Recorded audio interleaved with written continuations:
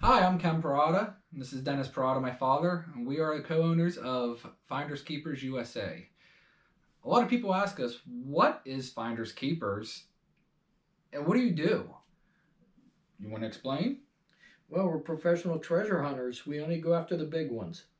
We travel anywhere in the eastern part of the United States up into Canada, but we're mostly going after the bigger ones in the treasure hunts. So, how did we get started in doing this? Well, you weren't even around back then. You were very small. It was 1975 is when I got started with the metal detector down in Oh, I was Phillipsburg. very small back then because I wasn't born to '85. But uh, I got involved in the Dens Run lost treasure story back in 1975, and then I got back into it in 2005. By then, you were about 18. 2004. 2004. November Yeah. 2004 is when we got back into it. Yeah, you were in college at the time, Yep. and Cam heard a lot of stories about this lost gold treasure hunt over the years, and we decided a bunch of us to go up there and pick up on it after 30 some years and start looking again, and Yep. that's how we got back into it. So people ask why the big gap from 1970s to 2004, and what I tell them is basically they didn't have the technology back then that we do now Right. to find treasure. Right. Back then, you just had the basic handheld bounty hunter metal detectors. They had the more better technology, but it was just too expensive for the average For Joe. the average person. Yes. Yeah. So since then, we now own ground penetrating locators. We use dowsing rods. We have partners that have long range locators. Yeah. We use radar, lidar. Everything. Satellite imaging. We use everything from dowsing rods the whole way up. And if it's out there, we use it. Yeah. Yes. What else? People ask, how did you get the name Finders Keepers? And personally, I don't like it because I think it portrays the fact that if we find it, we keep it, and that's not always true. We do make arrangements and agreements with the property owners that ask us to come on their sites. Most of the people who work with us and for us are connected in law enforcement. They either work in a prison or their parents are judges or lawyers, or we have police officers.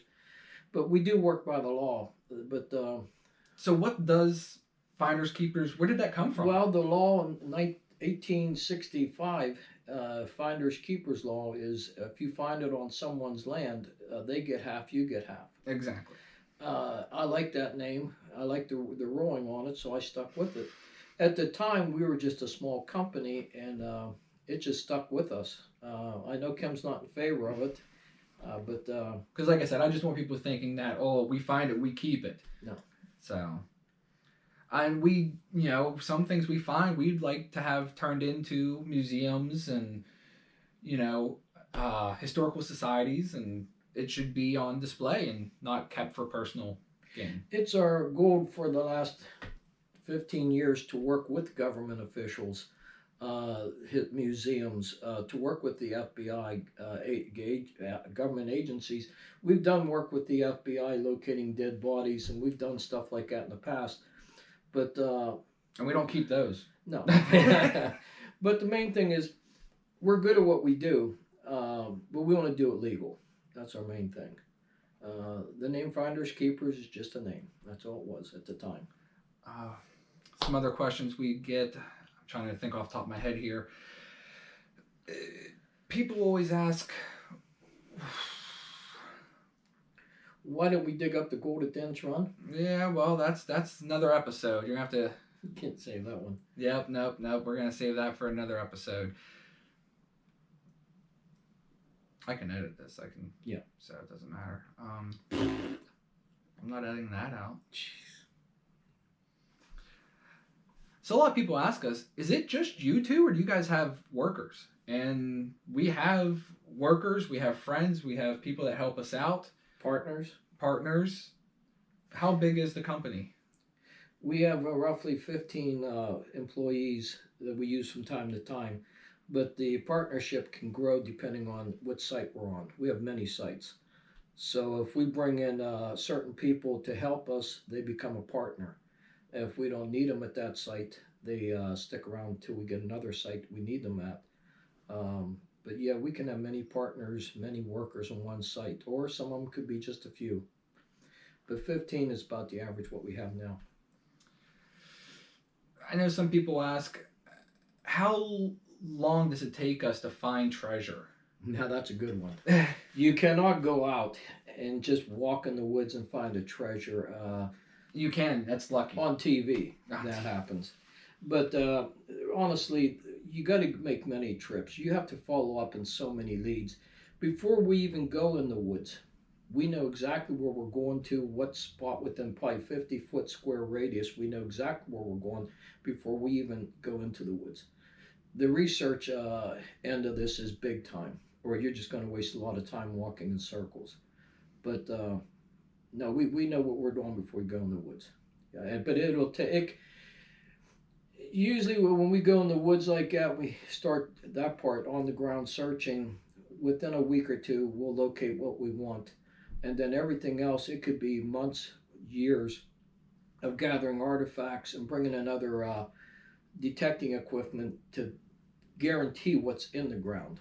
But we'll scan the whole area. We'll use everything we have to our means to make sure what's in the ground is there. Then we walk away until we get the option to dig. But right now, I think we're at 52 sites from Canada down to here. And we got 2 more brewing up in the future. But the big thing with us is not locating. That's the easy part with the equipment nowadays. It's getting it out of the ground legally and safely so nobody gets hurt. And with the permits and the way the laws are, most of this is not worth digging out of the ground. So the adventure is locating it and letting it sit. That's the biggest problem we have right now. Now, a lot of people say, why don't you just go and just dig it and don't tell anybody? Just dig it, smash and grab, just take it and run. Why do we do things legally? Well, because a lot of this stuff isn't put in the ground for us. It was put there for a reason. A lot of people usually died for what's been buried, and we want to. Our mission is to make sure that treasure continues its journey to where it was supposed to go, in honor of the people that died for it. If we're doing the Indians or Templar sites or something like that, there's a lot of people that died protecting this treasure. And they didn't die so me and Kim could get rich and spend it on fancy, crazy things. No, we work for a percentage. We want to continue to get the thing out of the ground, get the history told, and make sure that the treasure itself arrives where it was intended to for the right purpose. Okay. We currently don't take investors. We've been asked that multiple times. We don't take investors. We will come out and help people locate within reason. You know, we're not going to fly halfway across the country or anything like that unless it's funded. We will work with other treasure hunters if they have a hunt, but we don't get too involved. We'll tell them what to use. We'll guide them to the different detectors and stuff like that. But I got too many hunts of my own that's going to last many years for us to help other people and go to another part of the state. We don't leave the country, at least I don't. I'm not interested in going to Africa or Japan and look for stuff. No. Canada in America? Okay. That's an exception. Oh. But no, I'm not into the jungles where there's snakes and stuff like that, like Indiana Jones. No, I'm more ground. I grew up watching Indiana Jones.